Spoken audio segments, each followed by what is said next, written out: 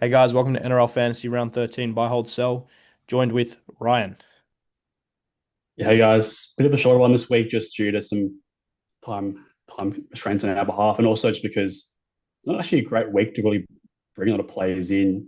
It's kind of sort of plan for a team, but also focus mainly on just bringing in some keepers. So I think starting off here with what something you're pretty keen on. Yes, Keon Koloamatangi. Um, One of our viewers also commented about him recently and jumped on him early and did a very good job in doing so. He's only 9.7% owned at the moment, and he's going to cover us for round 15 and 18. He's been playing prop as of late, which is the reason for his large increase in score. So his price is at a good point. His break even's really low, and he's looking like the buy of the week in my eyes. Yeah, definitely. I mean, again, it's tough to say must have over the origin period because obviously you could go back to second row any week really. But I just think, with his current scoring, the minutes and their current rotations with kind of swapping out their hookers and their locks quite a bit, it just seems like great value. Plays 15, 18, and which is huge. And then it probably is a keeper long term if he keeps playing a prop. Yeah, and that mid-edge duel is super juicy. Okay, let's move on to the next one. Oh, we got comment of the week. Let's go. We got no comments, which is a shame. So please feel free to put below in your comments section what you are thinking about this week, what trades you want to do, and we'll get back to you. Make that zero a higher number. Okay, you can do Jaden Campbell. Uh, yeah, so he's someone I'm definitely looking at bringing in this week. It is just tough now with Lauren back. A bit of concern maybe of his like kind of his base scoring, but he scored well still. And Foran actually didn't take away too many kick meters from him compared to Brimson. So I think it's fine there. He doesn't play 18, which is definitely something to consider, with your current squad and what players you actually will have available in 18. But I think he's still going to be the best scoring wing fullback for the rest of the year. And so he definitely is someone that I'm quite strongly going to bring in this week. Yeah, I'm feeling the same way, and I've regretted not ever getting Fletcher Sharp. He was on my mind for weeks, and I feel like I don't want the same to happen again. Um, yeah, I don't know how I'm going to get to him, but I am considering it. He does play the next five, which I think is very important. I think you don't want to be focusing too heavily on planning for round 18 too prematurely. A lot can happen between now and then. As For sure, always, yeah. I think chasing points is my strategy this year. If you think a player will consistently give you points, there's someone you should have on your side. And I think Jaden Campbell's someone that will consistently give you points. Yep. James Tedesco, he's been in my team for a couple of weeks. I took the gamble he wouldn't get picked for Origin, and he hasn't. And based off that, he's probably more likely than not actually going to be picked at all moving forward. I think if New South Wales win, they'll run it back with Dylan. If New South Wales lose, they'll probably run it back with Dylan anyway, because that would be really, really harmful for confidence, I think, for everyone. I think the only Yep. case where he doesn't become a buy is if Dylan Edward gets injured, which, touch wood, is not going to happen. Yeah. I mean, obviously, it's still based on how many roosters you have, and they have their bye next week. So keep that in mind. But he's scoring well. His price is like, it's kind of evened out a little bit. And you are getting what you pay for, but you are getting probably a top three wing fullback scoring wise. So if it is a position that you are sort of looking to improve, maybe you have like a Tamale or I don't know, maybe you're wanting to upgrade, I don't know, some other wing fullback that you Yeah. have. I think it's Ionga, definitely, maybe oh Ionga. yes, yeah, that'd be a good choice. Yeah. Uh, Obviously 70K cheaper than Campbell, so bit of a discount there, and also plays 18, which is pretty huge. Yes, great coverage and can also be used as a valuable loop during the minor buy rounds. It's true. UNA can someone that unfortunately I just don't think I can really bring in. I've brought in Hosking and KPP in recent weeks, so bringing in another just pure edge doesn't really work for me. But his scoring has been phenomenal. Started with him last year, and he's just played great in his second row. He's easily a 50 plus guy in that position. There are concerns, obviously, that he's probably the first one to go back to center for the Rabbitohs if they have some sort of injuries or I don't know if they play around round 15. If some players get moved around because of Origin, he might go back to center. But whilst he's playing second row, he's just great value and does play 18, which is kind of a bit of a theme in terms of positives, but it is still very important. Yeah, I think edges with round 18 are going to be pretty rough. There's most of the, dominant players that we utilize will be out on the buys.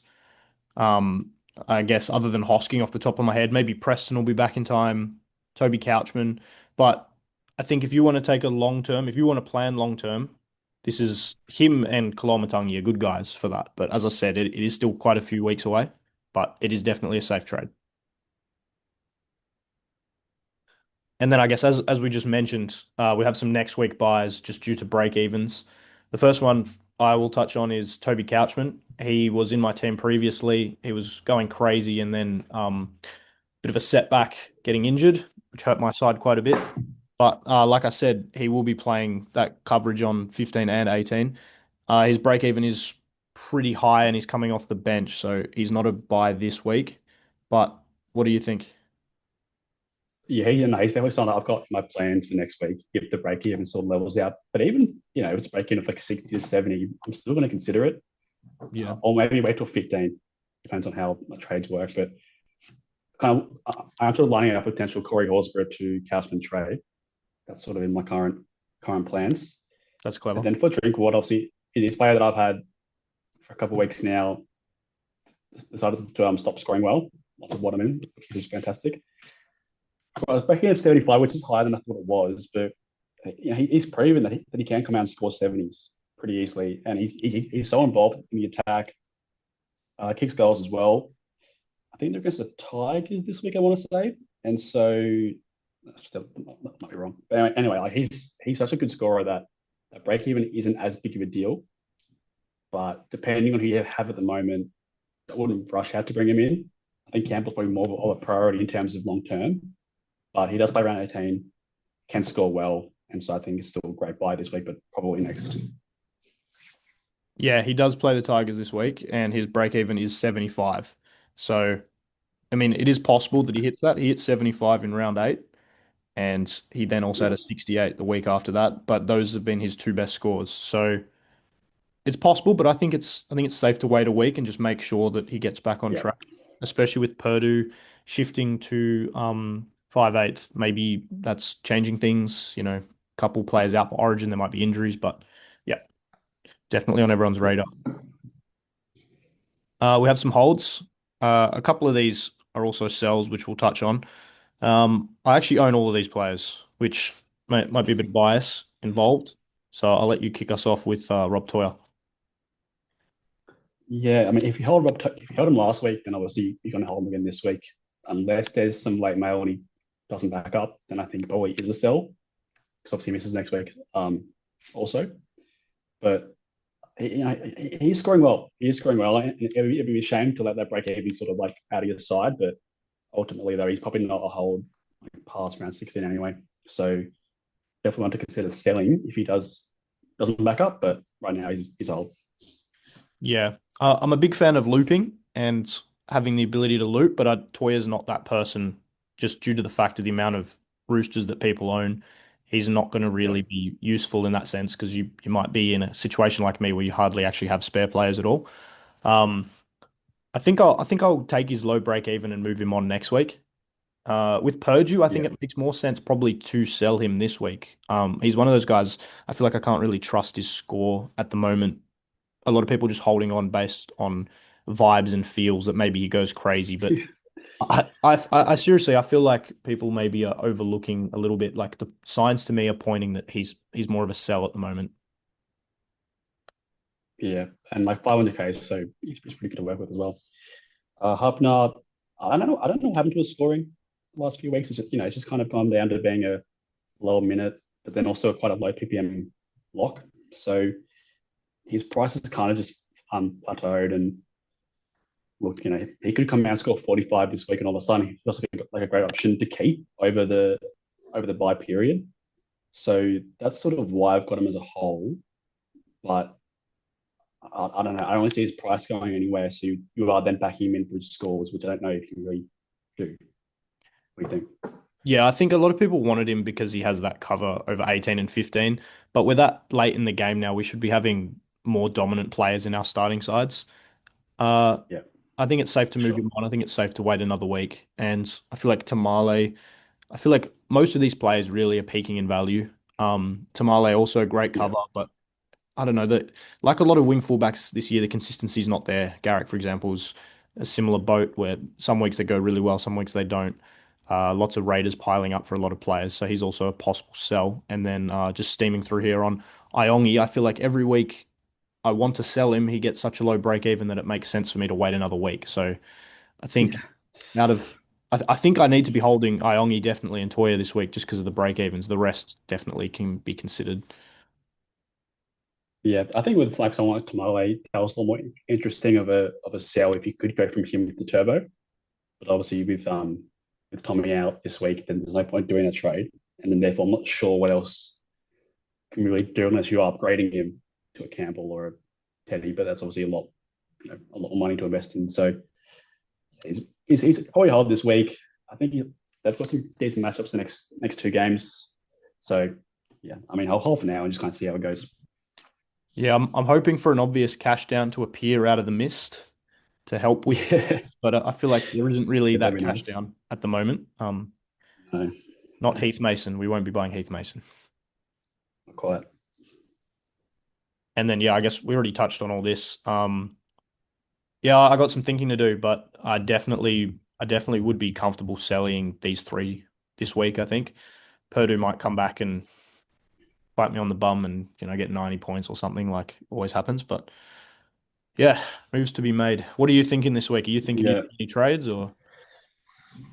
yeah. I mean, on the one hand, I do think it's a great week to hold trades, especially considering I think a lot of people are. Are you on 18 to go or 17 to go? I have 18. 18. Yeah, so I mean that's pretty good. 115. And I think the main thing is though is you kind of need to get Cometangi in. I don't see any real reason to not. And but then therefore, can you get to him in one trade? If not, can you do it in two? Yeah, who's the cash And down then guy? that's right. Yeah, and what's the cash downs? Or that does bring in a question about do you trade out Payne Haas, right? So that's the real Mm. question for me this week. Payne Haas can and Hobner, to Jamie Campbell and Cometangi, which is two great options, but do I want to make that pull that trigger really? It's tough. It's tough. I think I'd be more inclined to be selling Cleary after 14, but I guess time will Yeah. tell. Your wing fullbacks are much stronger than mine. You've got what Fletcher Sharp, Drinkwater, and who was the other one? Jaden Campbell now. Well, yeah, pending trades, yeah. But Yeah. then I still have Garrick there as well, and Nwani Tawaze working. So yeah, plenty of options this week. Unfortunately, I only have Katoa to loop, so not a lot I can do with that. So Yeah. we'll see. All right. As always, best of luck out there. If you guys have trades you want to discuss, feel free to chuck it in the comments. And good luck for Origin coverage week. Thanks, guys.